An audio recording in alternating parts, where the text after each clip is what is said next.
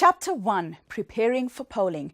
There are a lot of basics you have to be aware of before the polling process starts. You're expected to know the exact name of your polling station and your polling station code, the exact location of your polling station. Moreover, you're required to know whether different facilities such as water, electricity, toilets and furniture are readily available at the polling station for convenience.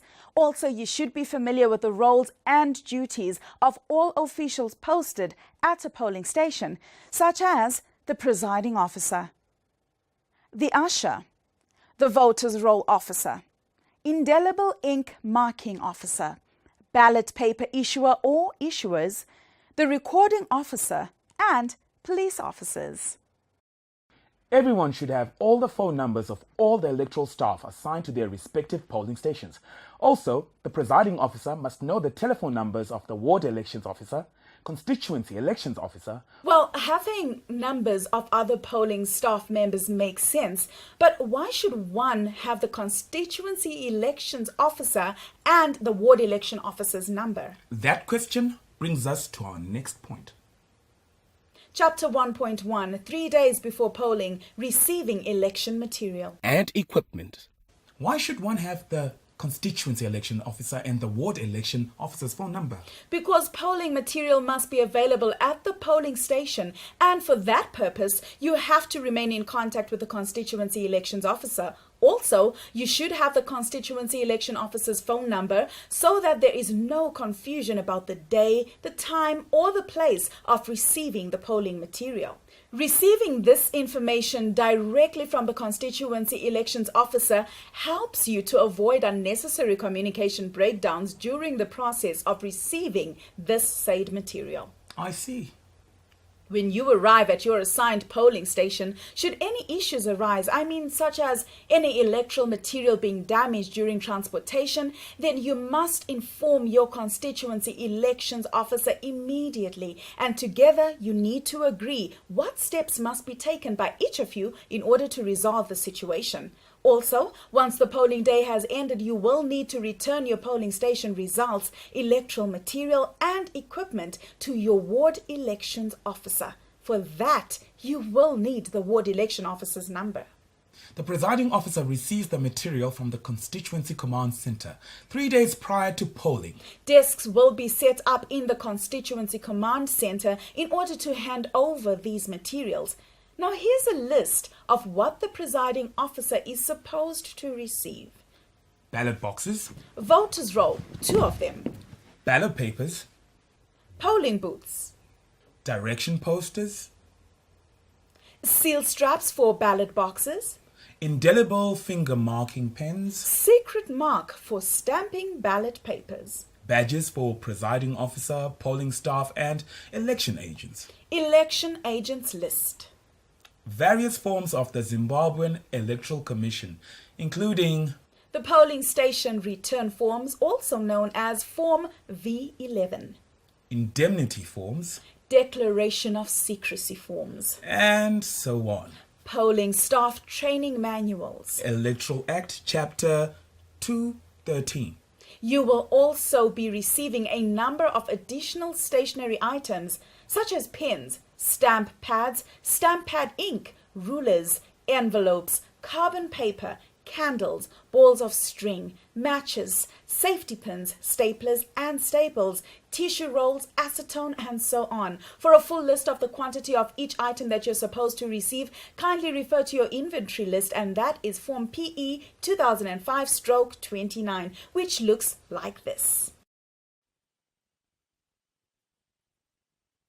Who is that? That is the presiding officer checking to see that the ballot box, especially the places where the seals and locks are to be placed, are not in any way damaged, as it affects the ballot box's intended operational security features. This box is okay, but this one is damaged, and he or she has requested for a replacement. Oh. And now the presiding officer is checking for the print quality of the ballot paper and the print quality of the voter's roll. Yes, the presiding officer has identified that some ballot books were not clearly printed or damaged or badly creased. Here, some pages on the voters' roll were not clearly printed. Before you depart for your polling station, make sure to check that everything is in order and sign the PE 2005/29 inventory list form. And keep a copy of it for your records. Your signature confirms that the material is now your responsibility. Dear colleagues, please ensure that you check for the following. Check not only the quantity but also the condition of the electoral material and equipment. As soon as you receive ballot papers at the Constituency Command Center, you must inspect them carefully. If you detect any unnumbered, badly printed copies, creased or poorly cut ballots, then this must be reported to the Constituency Election Officer immediately. Also, check the condition and print quality of the voter's roll. You must be able to clearly read the details of each voter as well as recognize him or her from the photo on the voter's roll. This is very important for you as it helps you to match the person or the voter that will present his or her identification during the polling process with what is in the voter's roll. Also check that the ballot box is not in any way damaged, such that it may cast doubt on whether it may be securely sealed. But Tafadzwa, how does one get to the polling station with so much bulky and sensitive material? It's the responsibility of the Constituency Election Officer to arrange for the security of the presiding officer's vehicle and the material being transported. All you have to do is to find your designated vehicle and get to the polling station. Also make sure that the electoral material is stored away safely for transportation so that it's not damaged, stolen or tampered with. Note that some material may be damaged if it gets wet. You also need to remember that you have telephone numbers of the Constituency Election Officer and the Constituency Command Center. Try to keep them updated. They should be informed immediately if there is any hindrance or delay. Once you have reached the polling station safely, you should inform your Constituency Elections Officer or the focal person at the Constituency Command Center with a phone call. Remember that the security of the polling material is your responsibility.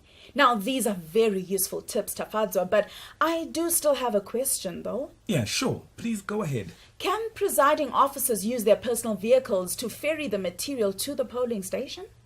The presiding officers should try to use their assigned vehicle to get the polling material to the polling station safely. And are they allowed to keep this material at home? No. Presiding officers must not take the polling material to their home or any other place for that matter. All presiding officers are supposed to get the material to the polling station as soon as possible. One last one, Tafadzwa. What should the presiding officer do if something is found or discovered to be missing or damaged upon arrival at the polling station? A very good question, Charlene. The presiding officer must check the material while receiving it at the Constituency Command Center and inform the Constituency Election Officer or their assigned focal person at the Constituency Command Center immediately if there is anything missing. So if something is missing or has been damaged during transportation, which of course is rare or is only noted to be missing on arrival at the polling station, then the presiding officer should immediately inform the Constituency Elections Officer so that he or she is able to arrange for the missing material. We talked about the preparation of the polling and mentioned things you need to remember. I've grasped a lot.